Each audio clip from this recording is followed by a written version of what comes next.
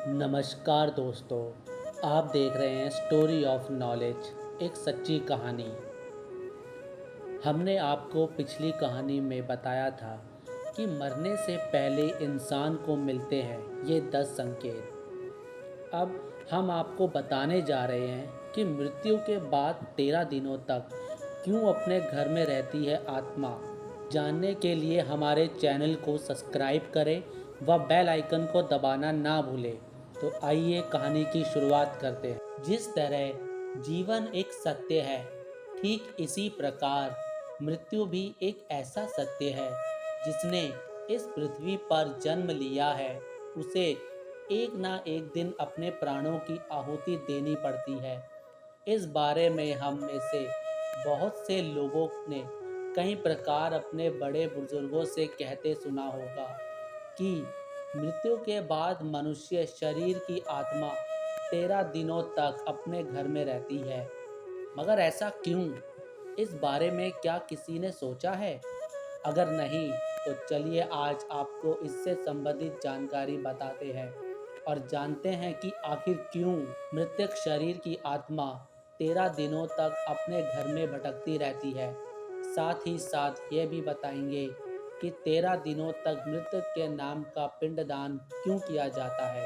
गरुड़ पुराण में बताया गया है कि जब किसी व्यक्ति की मृत्यु होती है तो यमराज के यमदूत उसे अपने साथ यमलोक ले जाते हैं। यहाँ उसके अच्छे और बुरे कर्मों का हिसाब होता है और फिर 24 घंटे के अंदर यमदूत उस प्राणी की आत्मा को वापस घर छोड़ जाते हैं।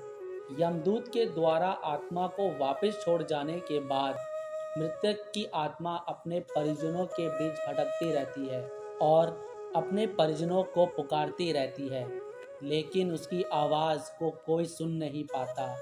यह देखकर मृत व्यक्ति की आत्मा बेचैन हो जाती है और ज़ोर ज़ोर से चिल्लाने लगती है।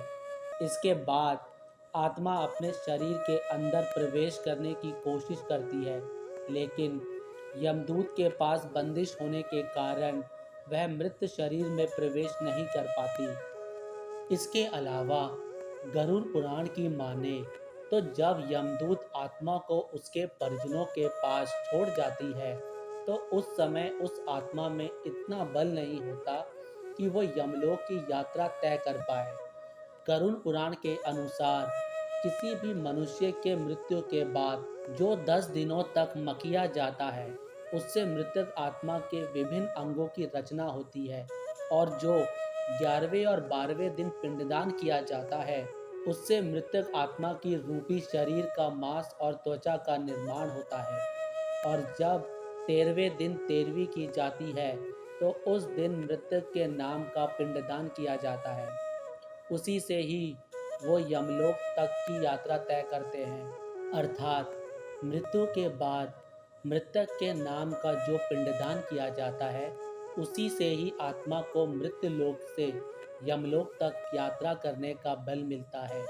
इसीलिए ही गरुड़ पुराण में बताया गया है जब किसी मनुष्य की मृत्यु हो जाती है तो उसकी आत्मा 13 दिनों तक अपने परिजनों के पास घर में भटकती रहती है और उसके बाद आत्मा मृत्यु लोक से यमलोक की ओर निकल पड़ती है, जिससे पूरा करने के लिए उसे 12 महीने यानी कि 1 साल का वक्त लगता है।